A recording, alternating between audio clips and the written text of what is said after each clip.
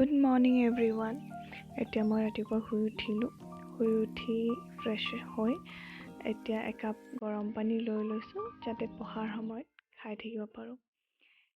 এয়া মোৰ ৰুমৰ যিবোৰ খিৰিকী আছে খুলি লৈছোঁ যাতে ধুনীয়া হাৱা আহি থাকে, পঢ়িবলৈও মুকলি লাগে, ভাল লাগে পঢ়িবলৈ।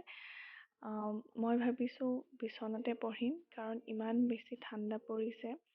টেবুলত চকীত বহি পঢ়াৰ সাহস হোৱা নাই।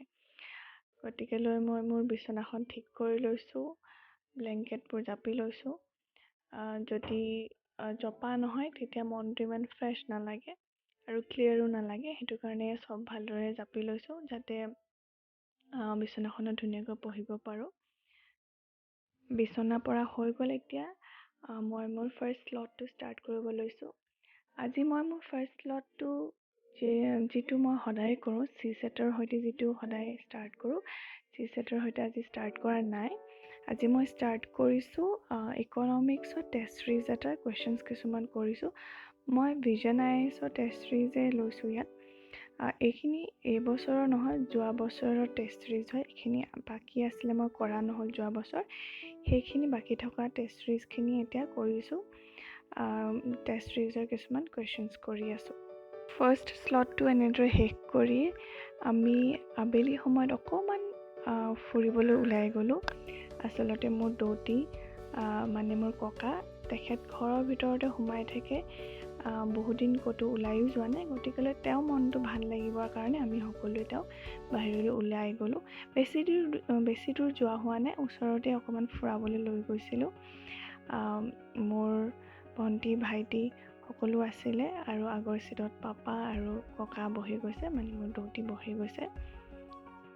এই সময়খিনি ইমান ধুনীয়া, গল্ডেন আৱাৰ্ছ বুলি যিটো কোৱা হয়, ইমান ধুনীয়াকৈ ৰ'দ পৰি আছে।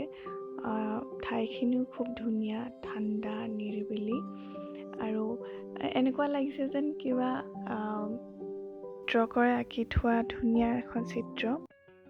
তাৰপিছত আমি ঘৰলৈ আহিলোঁ। ঘৰলৈ আহি এইটো মোৰ ছেকেণ্ড শ্লটটো ষ্টাৰ্ট কৰিছোঁ আৰু ছেকেণ্ড শ্লটতহে আজি মই মোৰ CSATটো কৰিছোঁ। CSATৰ আজি মই কুৱেশ্যনছ মেথছ কৰিছোঁ, মেথছ পৰ্শ্যনটো কৰিছোঁ।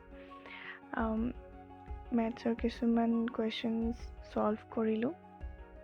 আজি ছেকেণ্ড শ্লটটো ষ্টাৰ্ট কৰা অলপ দেৰিয়ে হ'ল, কাৰণ আমি অলপ ফুৰিবলৈ ওলাই গৈছিলোঁ। মই ভাবোঁ এনেকৈ যেতিয়া আমি একেৰাহে পঢ়ি থকা হয় এখন ৰুটিনত, তেতিয়া আমি মাজে মাজে অলপ বিৰতি লৈ ক'ৰবালৈ, বেছি দূৰ নহয়, ক'ৰবালৈ অলপ ওলাই গ'লে আমাৰ মনটো ভাল হৈ আহে।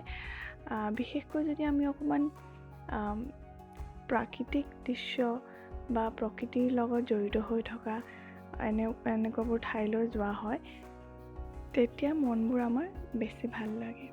তাৰপিছত এইটো মোৰ থাৰ্ড শ্লট হয়।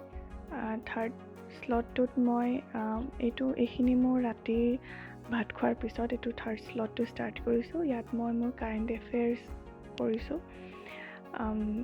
এখন মোৰ অক্টোবৰ মাহৰ কাৰেণ্ট এফেয়াৰ্ছৰ মেগাজিন হয় আৰু আজি মই মোৰ 3টা শ্লটতে মোৰ পঢ়াখিনি সামৰিলোঁ।